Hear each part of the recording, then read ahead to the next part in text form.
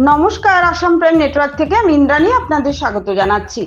অভাবের তাড়নায় একদিনের নবজাতক কন্যা সন্তানকে বিক্রি করে দিয়েছিল সিমনা কাটাছড়া গ্রামের এক পরিবার। গত 30শে এপ্রিল সিমনার কাতলামারা প্রাথমিক স্বাস্থ্য কেন্দ্রে প্রসেনজিৎ দাস ও লক্ষ্মীরানী সরকারের চতুর্থ সন্তানের জন্ম হয় এবং সেদিনই সন্তানটিকে বিক্রি করে দেওয়া হয় খোয়াইয়ের এক পরিবারের কাছে।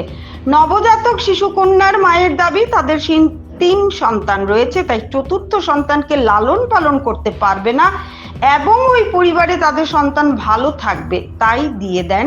তবে তিনি এও স্বীকার করেন যে ওই পরিবারটির সঙ্গে তাদের আগে থেকেই যোগাযোগ ছিল।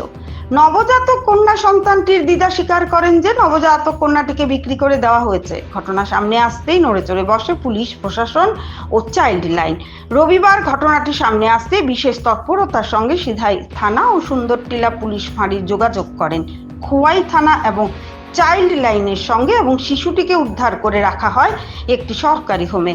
এদিকে একদিনের কন্যা সন্তান বিক্রির ঘটনায় শিশু অধিকার সুরক্ষা কমিশনারের তরফে দাবি করা হয় বাচ্চা বিক্রির বিষয়টি ভুল, তবে শিশুটিকে উদ্ধার করে হোমে রাখা হয় এবং তদন্ত করে যদি দেখা যায় যে শিশুর পরিবার যদি তাকে লালন পালন করতে না পারে তাহলে পরবর্তী সময় নিয়ম নীতি মেনে তাকে দত্তক দেওয়া হবে।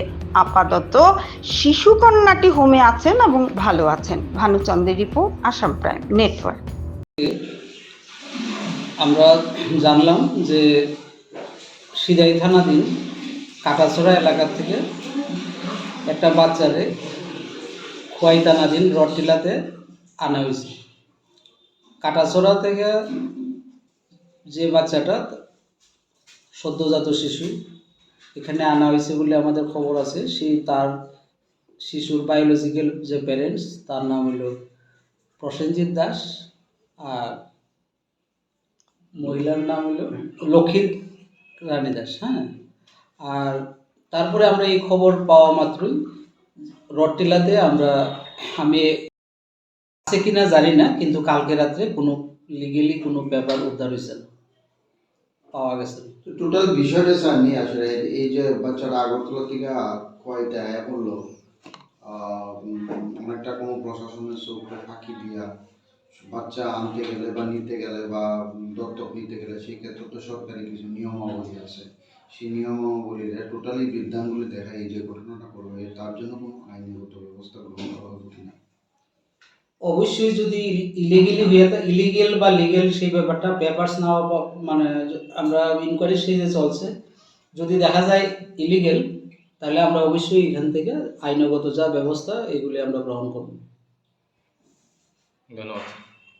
খোয়াই এবং খোয়াই মহিলা থানা সম্মিলিতভাবে তারা রাত্রিতেই রডটি লাগিয়েছে এবং রডটি লাগিয়ে ওই যে সদ্যজাত শিশুটাকে উদ্ধার করা হয়েছে এবং রাত্রিবেলায় আমরা তারে আগরতলা আমাদের ঘর যে স্পেশালাইজড অ্যাডাপশন এজেন্সি এই সাথে পাঠানো হয়েছে।